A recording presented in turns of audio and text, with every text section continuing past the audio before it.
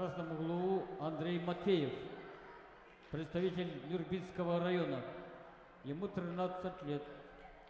Боксом занимается 1 год.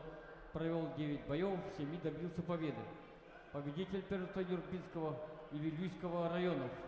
Тренируется под руководством тренера Руслана Васильева.